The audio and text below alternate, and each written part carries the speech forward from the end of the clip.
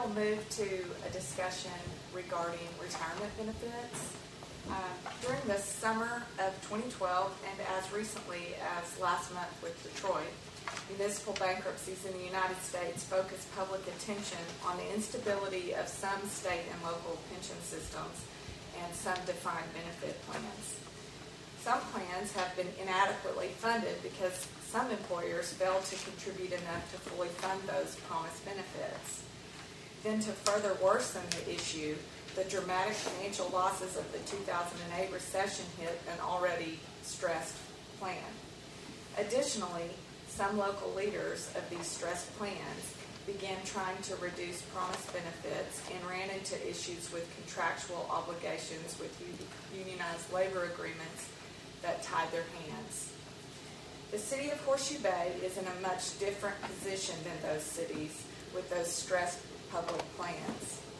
The city offers a 401A plan, which is a defined contribution plan, to employees which is fully funded on an annual basis with no ongoing unfunded liability. Beginning with the first day of employment, the city will accrue on behalf of the employee an amount equal to 5% of the employee's regular base pay, not including overtime, until the employee's first anniversary date. At that time, the city will place the accrued amount into the plan. The city then continues to contribute this 5% until the employee's 5-year anniversary date. After 5 years of continuous employment, the city increases their contribution by 2.5% for a total of 7.5%. Additionally, the city matches an employee's contribution of up to 5% of the employee's regular base pay, not including overtime. If the employee chooses to participate in this matching program, their contribution goes into a 457B, or a deferred compensation plan. The city conducted a survey of 32 comparable cities to Horseshoe Bay. The retirement option chosen by all 32 cities was a plan called Texas Municipal Retirement System. TMRS is a hybrid cash balance plan with defined contribution benefits and defined benefit characteristics. Here with us today is David Gavia, Executive Director of TMRS, to review the different types of retirement plans, including the advantages and disadvantages of each type of plan. David joined the Texas Municipal Retirement System as General Counsel in 2001 and remained in that position until August of 2009, when he was named Acting Executive Director and soon thereafter Executive Director. Prior to his employment at TMRS, he worked as Assistant General Counsel in the Benefits Tax Area for the Employee Retirement System of Texas. David received his Bachelor of Science degree in Business Administration from Trinity University in San Antonio and his law degree from the University of Texas at Austin. David is also a CPA. I'll return this over to him now. David, that'll be the audible advance. Not bragging, but actually with this gray hair, I think I'm in pretty good company that I've got. But good morning, my name is David Gavia, and I'm the Executive Director of the Texas Municipal Retirement System. Like Julie said, I've been with TMRS for about 12 years, the first 8 years as General Counsel, and yes, I'm an attorney, but please don't hold that against me and wait until you hear my presentation to make any determinations about whether he's a good guy or not a good guy, because he's an attorney. And this last 4 years, I've been working as the Executive Director for TMRS. I'm also a CPA, as Julie mentioned, and I started my career, interestingly enough, in San Antonio for Southwestern Bell at the location I think they call 1010 North St. Mary's. If there's any Southwestern Bell people, you might be familiar with that location. That's later correct. went on. Beg your pardon? That is correct. That's right. And I guess I was a little restless because later I went to go work for Ernst & Ernst in San Antonio as well. I worked there for about 5 years. And then, as most of you know, Ernst & Ernst became Ernst & Winnie and later became Ernst & Young. I believe that we have a council member here who retired from Ernst & Young as well. I had the very good fortune and probably there were many good things about working at Ernst & Ernst that I can speak to. But perhaps the most important one to me was I met my wife of 29 years while I was working at Ernst & Ernst in San Antonio. Let me kind of preface my remarks by making a couple of general comments. Even though I am the executive director of one of the largest cash balance plans in Texas, and I'm extremely partial to what we've accomplished there, and I believe that we provide an excellent alternative or an excellent option for cities in Texas, I'm not here to tell you that every Texas city needs to be in TMRS. That decision is every local council's decision as to what meets your particular needs and what meets your workforce needs as well as your budget. But I will say, though, if you are interested in the defined benefit type of plan, that the type of plan we are, which is a cash balance plan, is perhaps the best alternative if that's the direction you want to move into.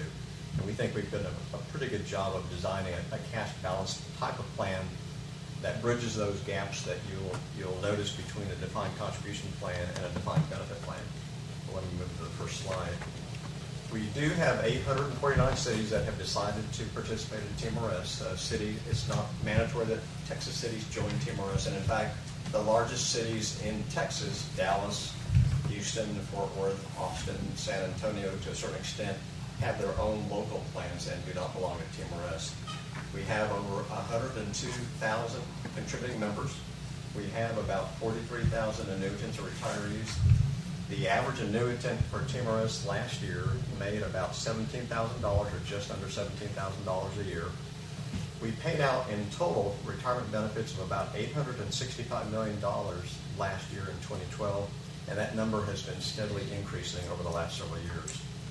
Each city that decides to join TMRS from a menu of benefits that we have can choose that benefit design that meets your own workplace needs and also meets your budget. And we'll talk about that flexibility in just a little bit. As Julie mentioned earlier in the introduction, we are part of a broad category of plans that are called hybrid plans. And we're called hybrid plans because we have some of the features of a defined contribution plan and also some of the features of a defined benefit plan. And also we're sometimes referred to as a cash balance plan, which is a special type of defined benefit plan.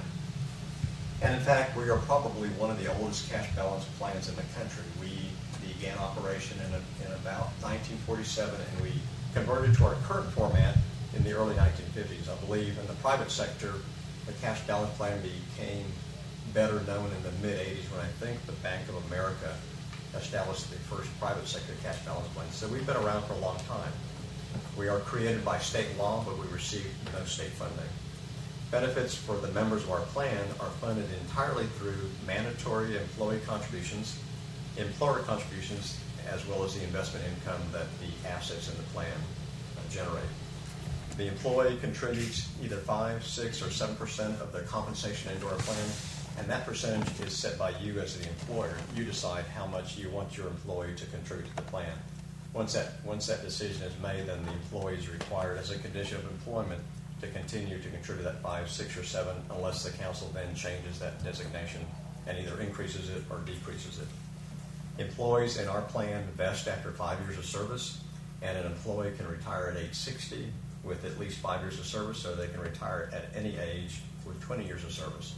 But because we are a cash balance plan, the benefit is going to be directly related to your account balance at retirement. If you decide to retire after 20 years of service and you're in your 40s or your 50s, the benefit you'll receive from our cash balance plan is going to be considerably less than if you leave it to age 50, age 60, or age 65. So the benefit's going to be proportionally reduced depending on how old you are when you retire from our plan. You as an employer, if you decide to join TMRS, decide how much to match the employee's account balance at retirement. You can match it either at the option of 1 to 1, 1.5 to 1, or 2 to 1. And at least among TMRS cities, the TMRS benefit is completely portable among different cities. So if a TMRS member leaves City A and moves to another TMRS City B, the fact that they move to another city doesn't cause them to lose any benefits that accrued in the previous city. Those account balances that they've accumulated at the earlier city are combined at retirement or paid to that retiree in one annuity. On the other hand, each city in TMRS is responsible only for its employees' benefits and for only its liabilities. There's firewalls set up between each city, so the financial condition of one city will not affect the financial condition of another city. Since we are a type of defined benefit plan, that means that the employer contributions are actuarially calculated.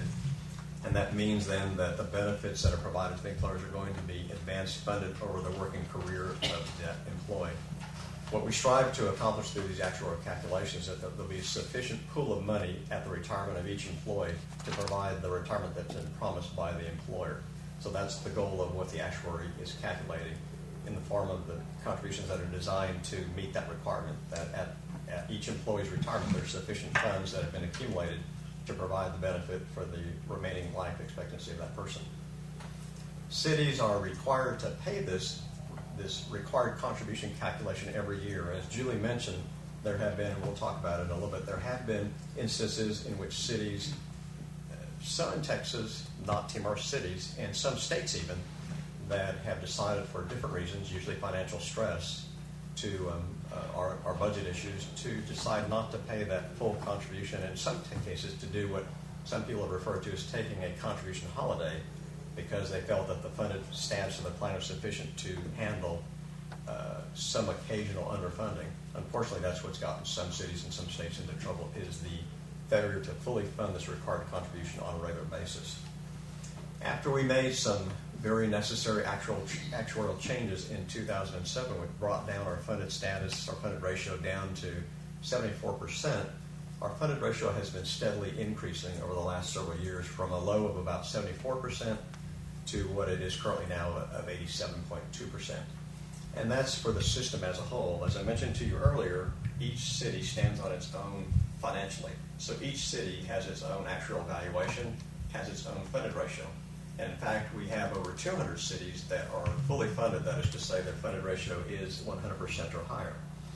Typically, if we have a city that is below 100% funded, it's because, one, they're a newer TMR city, and it takes a while to amortize off the unfunded liability that attaches to a city when they first join the plan, or they've chosen to enhance, or the city has chosen to enhance their benefits by adding an optional benefit such as a COLA, or a feature such as that. Those features tend to be fairly expensive, and they take a while to amortize off that added liability. But a feature such as a COLA is an optional feature. So the cities that tend to have the basic benefit and don't add the optional features, and that have stayed relatively constant in their benefit design, in other words, they have not decided to increase the employee deposit rate, or they've not decided to increase the match. Over time, their funded ratio is going to move toward 100%, as indicated by our 200 cities who are at 200%. The comptroller, and there's been just a fair amount of publicity, I'm not sure how carefully you follow this, but this past year, 2012, the comptroller decided to conduct a study to provide additional transparency on the status of Texas public plans. And y'all may be familiar with the other studies that the comptroller has conducted with regard to municipal debt as well. But in this study, the comptroller collected data about all the major pension plans in Texas and rated them depending on how well they met what they considered to be three fairly important requirements to have financial stability in your defined benefit plan. And TMRS was one of only three major plans in Texas, unfortunately. There were only three that met this financial stability test, or met this benchmark that they established. And the benchmark requires that in order to have met that benchmark, you had to have had a funded ratio of at least 80%. Our funded ratio is 87%. And although there's disagreement as to how well you should be funded and how fast you should get to 80%, there's general understanding that if your funded ratio is 80% and continuing to rise, that you're in a fairly good situation. In addition, in order to have met this requirement and for us to receive this designation by the comptroller, your employers have to be required to always pay this required contribution. And this required contribution is sometimes referred to as an ARC, the annually required contribution.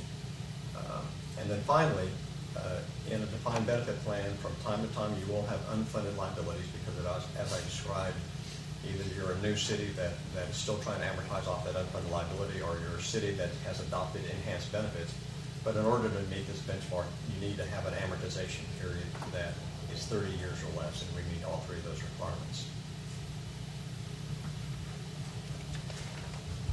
And this slide just shows you a history of our funded ratio from 2001 to 2012, with a projection of what we expect that funded ratio to increase to over time if we meet our actual assumptions. You'll notice that in the early 80s we were funded in the mid 80s, and then in 2007 we had to dip down to 74%. That was because of the actual adjustments we decided we needed to make for the plan. That was due in part to cities that had adopted an optional benefit. We call it a repeating benefit. In the private sector, you might call it an automatic COLA, or cost of living adjustment. And we decided to advance fund that benefit more aggressively, more conservatively. In other words, to ask our cities to fund for that COLA faster, to build up the reserves you needed to pay that benefit faster. As a result of that, that caused the funded ratio of those cities that had that benefit to decline down into the 70s. Over time, some of our cities decided that the cost of this enhanced benefit, or the cost of this optional benefit, after we decided to ask them to pre-fund it, became too expensive for some cities. So some cities took advantage of the feature that we have in our plan, that you can prospectively change benefits or decrease benefits. So some cities decided to turn off their automatic COLA, or to reduce their automatic COLA, to in turn then reduce their required contribution, and to then increase their funded ratio.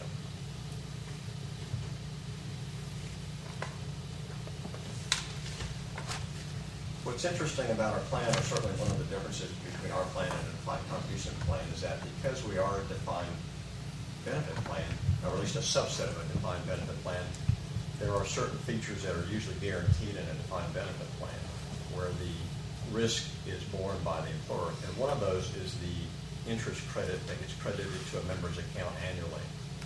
Instead of the member having the ability to self-direct their account, we invest those funds on behalf of the entire system.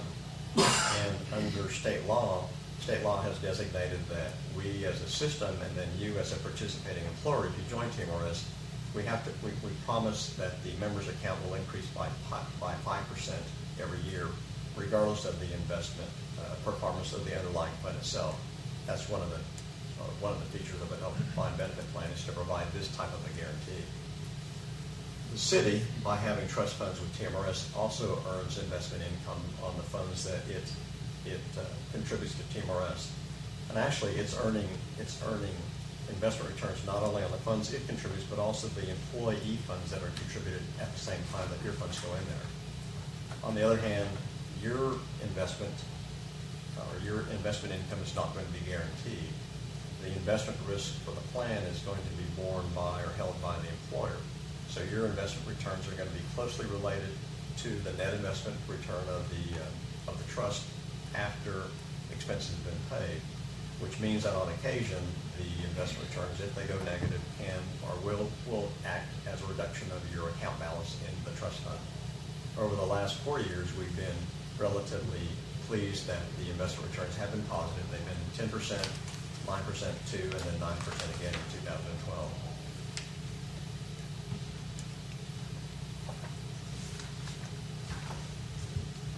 Julie was saying, there is a fair amount of negative publicity, some of it well-deserved by some of our colleagues in the public pension area. I say colleagues. Sometimes the reason can be pointed at the administration fund itself. In other cases, it's actions of the plan sponsor, the employer, that has caused some of the problems that the plans are suffering. But this chart attempts to kind of highlight some of the major areas where plans have fallen short, and why we think, at least, that because of mitigating factors, TMR cities are unlikely to experience these same types of issues.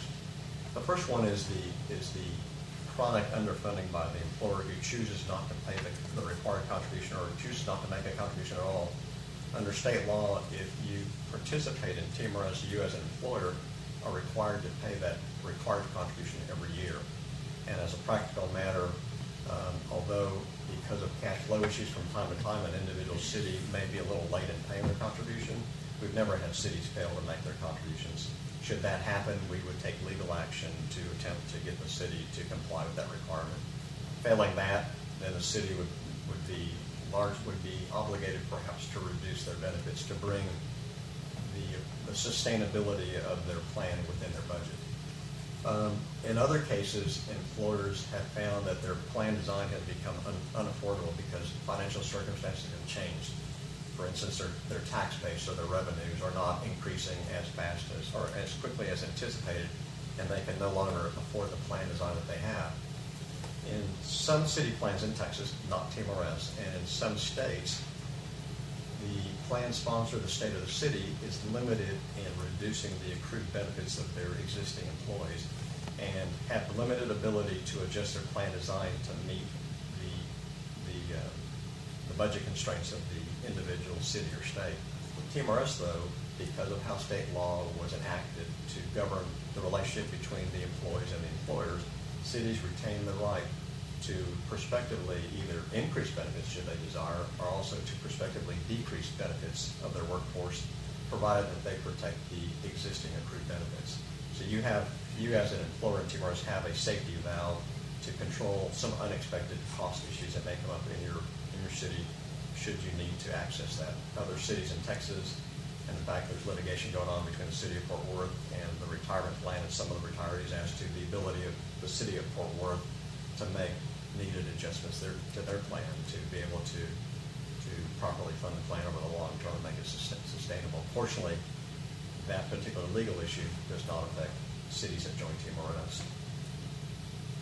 In addition, because of the economic climate and because the outlook is not overly positive, at least globally, in terms of the economy coming back to what we had expected the global economy to perform prior to the recession in 2008, the investment return assumptions for many of our peers appear to be, I guess, overly optimistic or too aggressive, if you will. The typical peer has an investment return assumption of about 8%. And even though over the long term, many of these plans have met or exceeded, by long term I mean 30 years, have equaled or exceeded that investment return assumption, in the near term, let's say the 5 to 10 year period of time, there's certainly some sense that investment return assumption will be difficult to achieve. At TMRS, we adopted an investment return assumption of 7% for the long term, and we believe that enables us to have a less aggressive asset allocation, and although it'll still be a challenge for us to meet that return assumption over the midterm, we have a much better chance of hitting that investment return assumption than our colleagues that are trying to get to an 8% or even a higher investment return assumption. And then there's some negative PR concerning not just the plan, but I guess how sometimes employees try to game the system. And you may have heard instances in which in a typical defined benefit plan, some employees will attempt to work a lot of overtime in their last year or two of their career to try to spike their average salary, and average salary is used in the calculation of their benefit. In some cases, the abuses have been quite pronounced, and it resulted in their annuity benefit, quite frankly, either increasing by 50% or as much as 100%, which puts a bad mark on all of us in the entire industry.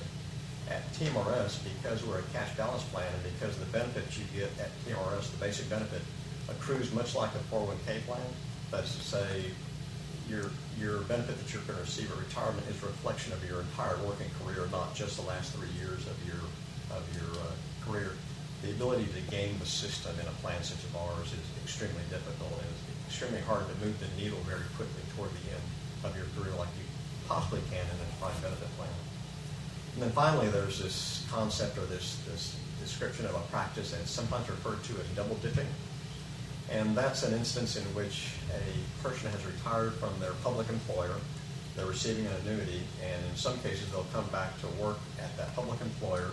They'll continue to receive their annuity, but also be paid a salary. In some cases, taxpayers and the public in general finds that to be an offensive practice. It's referred to sometimes as double dipping. With TMRS, although because of how we're structured and the restrictions that we have on our cities and our employees, when you retire from the TMRS city, if you decide to come back to work at that same city in a full-time position, then because of the restrictions in our plan, that person's annuity will be suspended while they're working for that same TMR city, and later will be reinstated after that person either resigns or retires again from that city. So there's less of that situation that's called double dipping that occurs in other retirement plans. If we're doing our job well at TMRS, and certainly if you have your own individual 457 plan or 401k plan or 401a plan, if you're doing your investment job properly as well, the majority of the benefits you're going to receive from your plan in a long career is going to be based not only on or not solely on the employee contributions and the employer contributions, but it's going to be based on the investment earnings. And in the case of TMRS, we don't have a precise number, but in average, the part of a person's benefit that they're receiving from TMRS is at least based on 50% earnings. That is to say, more of the benefit is based on the investment earnings than on the employee or the employer contributions. And then in order to be able to provide that kind of a benefit, you need to have a control on your cost. And our total costs are both administrative, which includes the record-keeping function that we do, the benefit payments that we make, but also the investment management fees that we pay. Our total all-in cost for last year, 2012, were about 13 basis points, which I think is somewhere in the neighborhood of about $20 million, which is extremely low, at least in my opinion, based on industry standards. This is kind of a busy slide. I'm not going to work through the slide, but what it does is to provide you, and certainly you can use it as a resource if you like later. What it does, though, is to kind of give you a sense of where we fall in the cash balance plan as compared to a defined contribution plan. And as a defined benefit plan, you'll notice that we are the column in the middle, and that's because, in fact, we are a bridge between a DC plan and a DB plan. I'll point out just a few of the similarities. Like a DC plan in that first row, the benefit is going to be based on the account balance at the time of retirement, like a DC plan. The account balance of the cash balance level and the employer promise match will determine that benefit as well. On the other hand, the benefit distribution row, we're more like a DB plan because our first option that you have to receive a benefit through TMRS is a lifetime annuity, which is guaranteed for your lifetime, like a DB plan. Unlike with a DC plan where the typical distribution option is likely to be a lump sum, you may be able to arrange to have that lump sum placed in an IRA and withdrawn systematically over your retirement.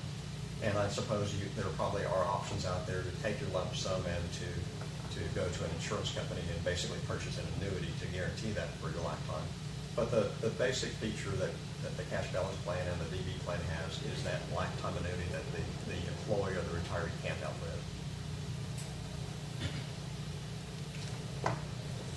And then there are the advantages and disadvantages of the plan designs.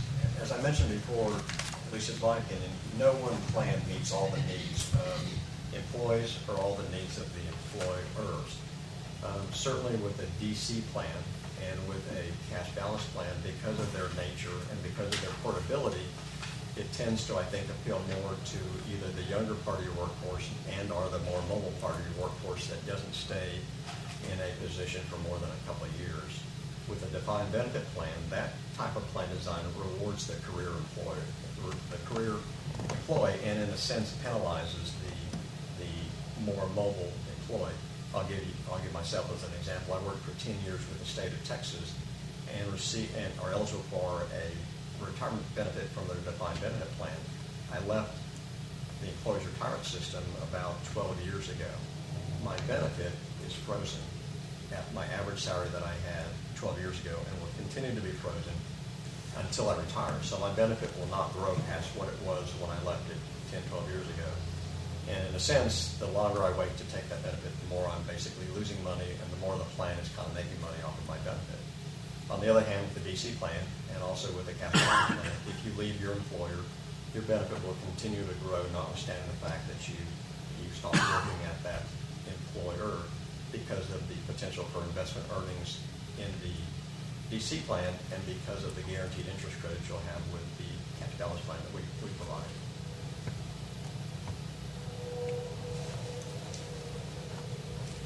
This is I guess you could call it a sample study.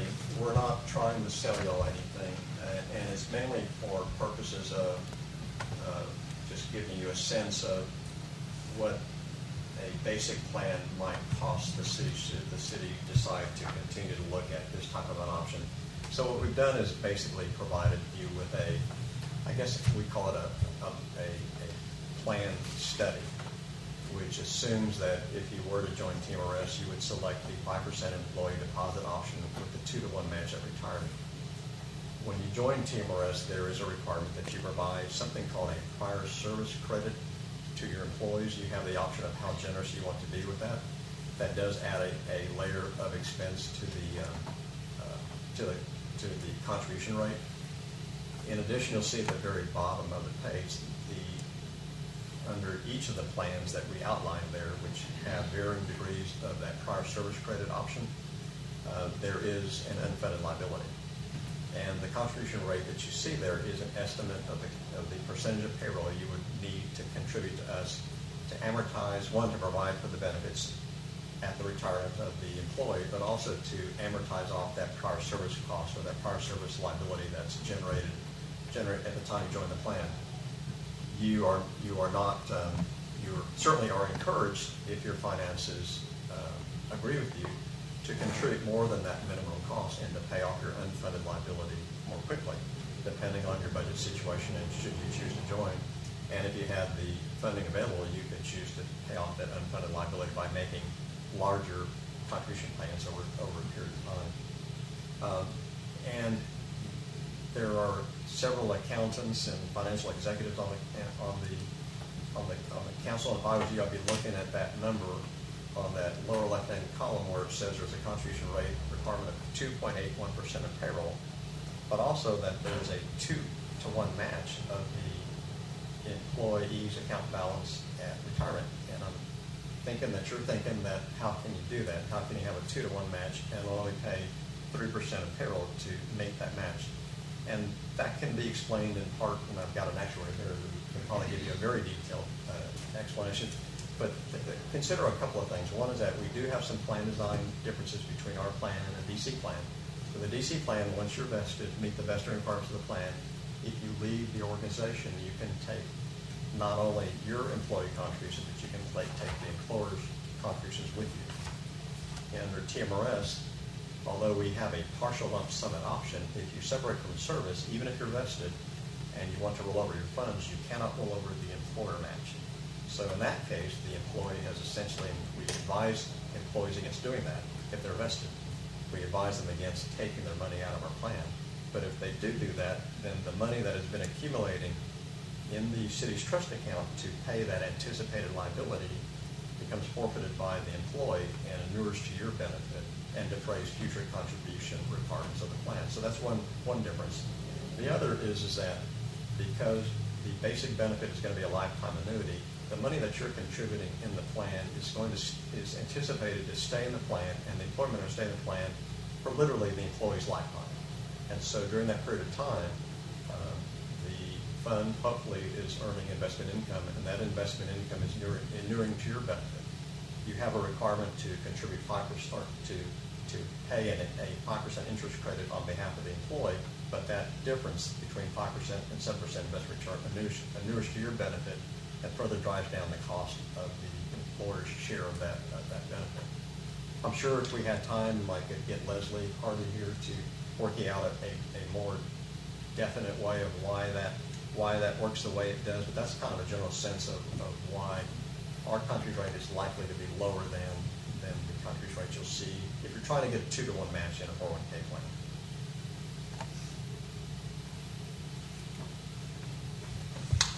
And this slide gives you, even though we're a cash balance plan, your benefit's going to be based solely on your account balance at retirement, unlike a DB plan where you have a sense of what your benefit's going to be at retirement because you know the formula. The formula is going to be your average salary times your years of service times the multiplier that the plan provides for you. In our case, it's going to be the account balance and what that account balance annuitizes into. With the particular plan design that we modeled for you, which is a 5% employee deposit rate and a 2-to-1 match, this is an estimate of the replacement income that a particular employee will generate depending on the age in which they enter the plan, the number of years of service that they have, and also the age at which they retire. You'll notice that with the cash balance plan, not surprisingly, the longer you leave the money in the plan, the more you're going to accumulate in your cash balance, and therefore the higher percentage of your income you're going to replace.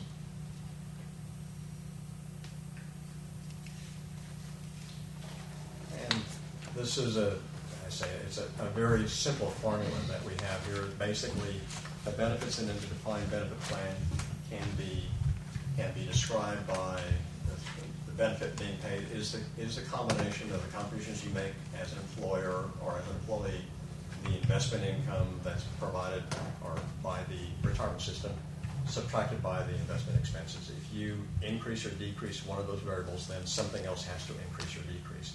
If you want to increase your benefit formula, then you're going to have to either increase contributions or you're going to have to increase investment return by having a more aggressive asset allocation. On the other hand, if you decide to decrease benefits, then your C, the contribution will decline as well. So everything has to stay in balance, basically.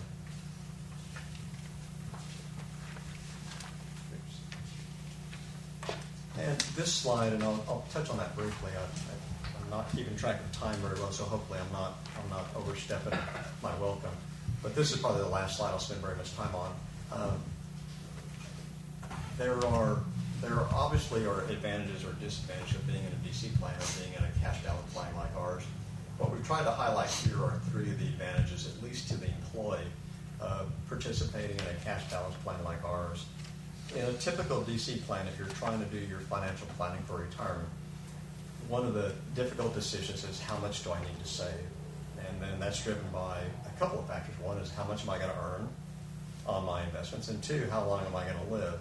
I think if you're trying to be conservative, and if you have the financial wherewithal, you will try to oversave to make sure that you don't run out of resources before you pass away. This oversaving that occurs maybe on the individual level with a DC plan does not need to happen or does not occur with a DB plan because we collectively group that longevity risk into one pool. You as an employer bear that risk, but the employee doesn't have to bear the risk. Therefore, we're not oversaving for purposes of providing that lifetime benefit. The other situation you find yourself in is that the typical individual investor, as they age or get closer to retirement or as they move through their retirement years, are likely to adjust their asset allocation to reflect their risk appetite at any point in time. And many people, even though I think there is a suggestion that you still need to have equities in your portfolio as you age, nonetheless, even the more aggressive investors are likely to decrease their equity allocation as you age. Because of that, you're going to see lower returns overall because of that more conservative asset allocation. With TMRS, because we are have a long-term investment horizon, our asset allocation doesn't have to change as our workforce ages. Because of that, we're likely to earn more than the typical individual investor would earn if they were adjusting their portfolio to meet their age. So that's another advantage. And then finally, with the economies of scale you get by belonging to a retirement plan that manages $20 billion in assets, we're going to be able to typically command lower fees, and we will be providing what we consider to be professional investment management of those funds. You can, as an individual investor, you can hire advisors that will provide similar investment advice, but you're likely not to have the same economies of scale that we are, and you're likely to pay more. Because of that, the average fees that a typical individual investor will pay are likely to be considerably higher than the fees that we pay collectively for all the TMRS members. As a result, we're likely to have over time a higher net investment return than a similar individual investor. Give you just a quick and just a thumbnail sketch on our investments. And we have been extremely busy the last several years.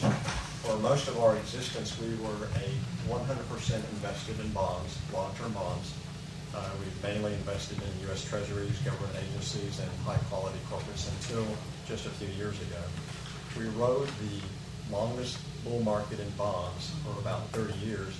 But then as that bull market started slowing down and we knew it was going to inevitably turn around, we realized that our current investment strategy was not going to generate the yields that we needed to pay the obligations that we had agreed to, which is that 5% minimum interest guarantee.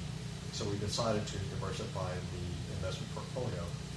We were as lucky as we were perhaps smart, because we began that diversification in 2008, but had not diversified away from bonds very far before the recession hit. So we still had about 90% of our portfolio in bonds. As a result, we did not lose very much money in 2008 and 2009. In fact, in 2008, we lost only 1.3%. So we came out of the recession, or we went into the recession in a good posture, and we came out of the recession a little bit different than our peers. We didn't dig ourselves as much of a hole as some of our peers did, and so we were better positioned coming out of the recession than some of our peers because of them being fully diversified at that time. We expect to be fully diversified or in this phase of diversification in the next 3 years. The asset classes that we're working on right now include real estate. We will begin, with our board's permission, we'll begin diversifying into absolute return funds as well as private equity over the next couple of years. And then perhaps in about 2016, 2017, we'll have completed that phase of our diversification, and we'll be going back and refining some of the asset allocation decisions we've made earlier. And I mentioned our total fees, total administrative and investment fees that we pay. The investment side of what we pay less than 6 basis points for all of our investment advice. We expect that number to increase as we get into more actively managed managers who will have a higher fee scale, such as real estate, private equity, and absolute return. We still expect that number to climb slowly. Six basis points for the returns that we're getting is, in my opinion, a fairly good deal, fairly low. As I mentioned before, our investment portfolio as of the end of the year is about $20 million. Our investment return assumption is 7%, which is still by industry standards considered to be fairly conservative. The next slide shows you our investment returns over the last several years, including the bad year for 2008, only a negative 1.3% return. I apologize for rushing through the presentation. There's a lot of information here that we can spend a lot of time. If you're interested in going over there, we're happy to meet with staff. We're happy to meet with council members if you're interested in learning more about what we do. From my position, every project I undertake, I like to have as much information as I have before I make a decision. I'm not even suggesting you're considering making a decision, but information is king. So if you do need more information about what we're doing, whether or not it's a possible fit for your city, please let us know. I can help. Leslie can help. Our internal actuary can help. We have travel team members that routinely brief city council that can come out and meet with your staff if you'd like to. And we have a staff that's waiting to try to anticipate your needs and to give you the information you need. We were nominally a state agency. We're not for profit. We receive no compensation whether you join us or not. We're at a size where we're not actively, well, our mission is to offer these benefits to all the Texas cities that would like to have these benefits. But because we've reached this critical mass years and years ago of getting these economies of scale, it's not important to our future whether a city decides to join TMRS or not join TMRS. But it's certainly important for you all to have all the information you need if you'd like to move forward on any kind of decision like this. Thank you for your patience, and if you have any questions, I'll be happy to answer them. Yeah, very informative. Thank you. Quick question though, on these cash balance plans, how about surviving spouses? How are they treated? The plan has features that if you're vested and before you retire, you pass away, that's vested meaning you have 5 years of service, then your spouse will be your beneficiary of the remaining benefit and will pay that surviving spouse an annuity for their lifetime based on the account balance that was in place at the time of death and the employer promise match. So if those total reserves are, let's say, $300,000, $100,000 of the employee's money and interest, $200,000 of the employer match, that $300,000 then becomes an annuity, or you can converted into annuity for that spouse's lifetime. If the person is not married, or if with the spouse's consent, they choose to name someone else as a beneficiary, they're permitted to do that. And then it could be a child, it could be a relative. So it's not just limited to a surviving spouse. But we do have something called a spouse's consent requirement that requires that spouse to consent to someone being named other than themselves as the beneficiary of that benefit. Yeah, I agree with what's put up. It's very interesting. I guess what I see here is this has attributes of a defined benefit plan where what this does, it transfers risk of asset losses, risk from employee to employer in terms of the interest credit, and also that annual cost, in addition to assuming the liability for unfunded past services to cost. So it puts an element of uncertainty into the city each year is how much is it going to cost us. And I guess what I like about our defined contribution plan is we have a pretty darn good handle on what that's going to be. So I just have a concern about the additional uncertainty if we were to be a participant in that. Certainly, it's a policy decision that the council and the staff has to decide as to how much certainty you want in your budget versus recruitment and retention. If your recruitment and retention and the total benefit package you're offering is working well for you, then certainly if I was sitting behind there, it would make sense to me to consider continuing doing what you're doing because of that certainty. Although you can't take the risk out of our type of plan, you can model a plan that will operate under a tighter range of volatility as part of your contribution rates. It would, and by having the minimum benefits of 5% and the minimum benefits that you have to provide if you join TMRS is the 5% employee deposit rate and a 1-to-1 match. If you don't add some of the bells and whistles that we have, such as automatic COLAs, and there's another feature called updated service credit that tends to reflect inflation of wages. If you stay at the basic benefit, your contribution rate is likely to track in a much narrower range than if you had some of these other features that introduces more volatility. I will agree with you though, nothing can be as straightforward as I know I'm going to contribute 10% to my 457 plan or and that number will never change unless I want it to change. So you have to accept some volatility in it if you want to have a DB plan. A cash balance plan is going to have less volatility than a traditional DB plan. But you're right, you cannot eliminate. I mean, that is exactly what's happening. You as an employer have made a decision to transfer the risk of the investment and longevity to your employees, and if you were to change course and to adopt a plan like this, you would be making that conscious decision to reverse course, to assume the liability. I just had a question about, you mentioned policy. If we were to enter into a program like this, the council would establish clear policy as to how we participated in the plan. When it comes to policy, how much direction do you get from the legislature? You said you were established by the legislature. And I'll say I have a bias. I came from a state that has the highest unfunded pension liability in the country. That'd be Illinois? Yes, sir. I lived there for a while as well. And I know. I don't say that because I'm proud of it. But it brings me to the table with a high level of caution.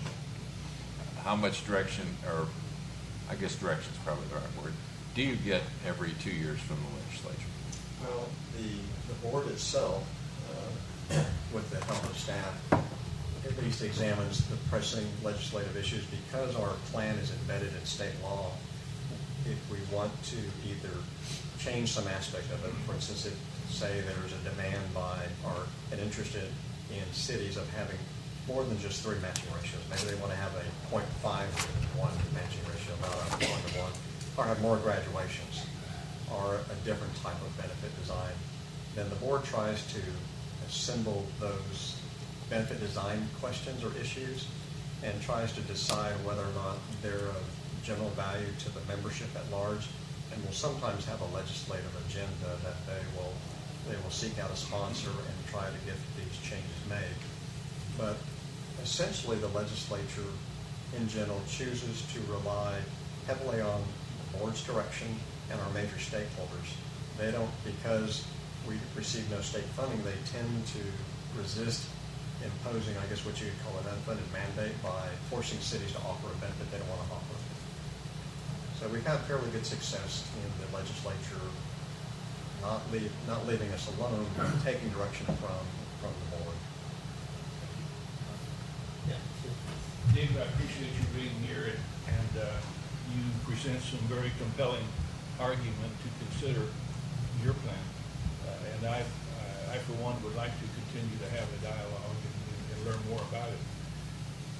You addressed some issues that have been raised here: the double dipping, the spiking, the unfunded liabilities that have occurred in other parts of the country, and certainly have taken those states and cities down. It appears to me that what we are doing here with our program, we don't have any unfunded liability. But it's also my understanding that if we could cover that unfunded liability with your plan by paying it up front or over a short period of time, and removing that portion of our liability and risk in going forward. And I have discussed that with Julie and others here, and know what that amount would be.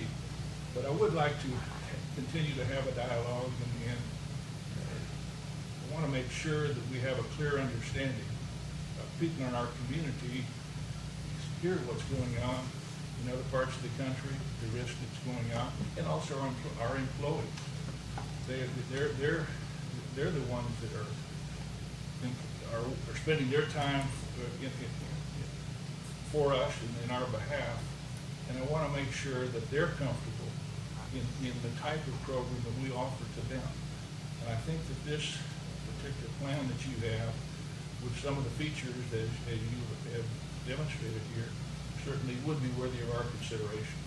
And let me add, in a presentation this short, it's difficult to anticipate what you would like to see, and we don't put everything in here that perhaps someone who's more of a detailed person would like to know. But I want to add for the council benefit is that although it's easy to join TMRS, it is a little bit harder to get out of TMRS once you make that decision.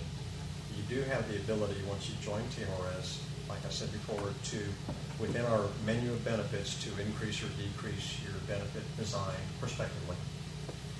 However, if you would want to exit the plan, you can, the state law, unless it's changed, the state law permits you to close the TMRS plan to new hires, so you can move your new hires to another plan.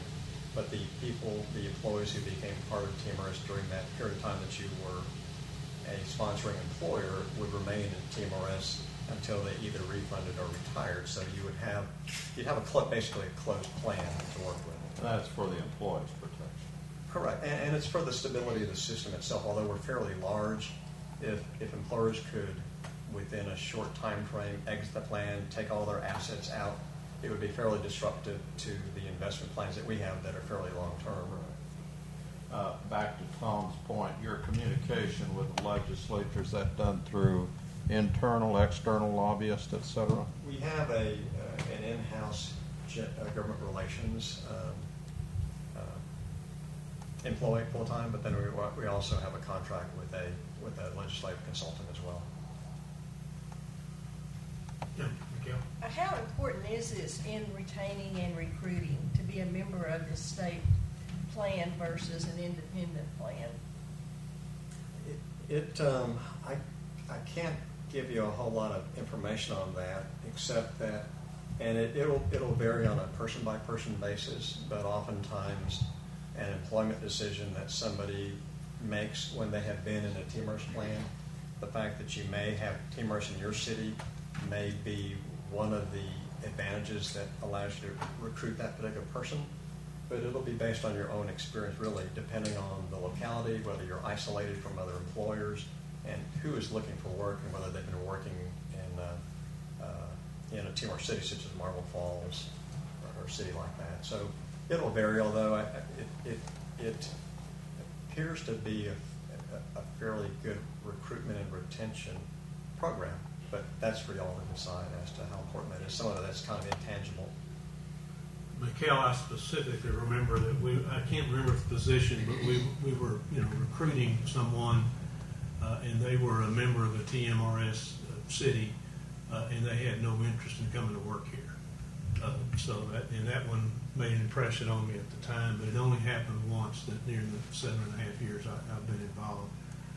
Let me kind of conclude this with a comment that I think is very, very important. But we've all looked at Detroit and other headlines about cities and states that have gotten into trouble. I'm a CPA, obviously. My take on the reasons that those cities got in trouble is they had a defined benefit plan that was unrealistic or totally unfunded.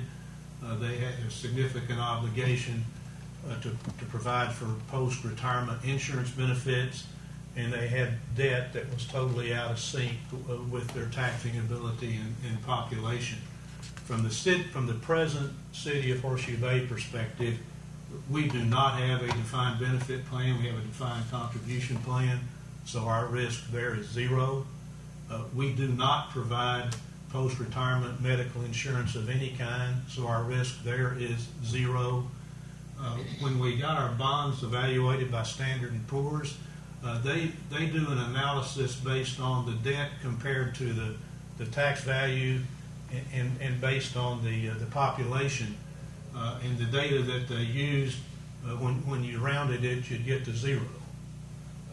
And we laughed about it as to how many decimal places you had to go out to find a number. Okay, so our debt for our community is very, very low. On the other hand, I think David, you did a great presentation, very informative. I think we can all understand what the risk might be to this plan. And it's even at a $2 million unfunded past service cost, that's not a number that would frighten our community. So I think it is worthwhile to follow up what Steve said to continue to evaluate this. It's obvious it's used by a great many cities and may provide a benefit. Well, it would provide a benefit to our employees that's probably better than what we're presently providing. And I sense a lot of head nodding, and I think it's something that we can evaluate. It's no rush. We'll come back and see kind of how it might work for us. And I told David this morning that I didn't think he was going to find 6 more conservative people sitting in the city council than we got right here. So, and that's quite bluntly, that's a good bias. But with y'all's consent, I think we go ahead and do this. And I think for the old Ernst and Ernst connection, I'd kind of like if David would semi-volunteer, I'd kind of like for him to help lead that effort. I would volunteer even though. I was on the Ernst side, not the Arthur. I was on the Arthur Young side, so Okay. both came out to the great combined firm. I'd be happy to do that, Bob. Is everybody comfortable with that?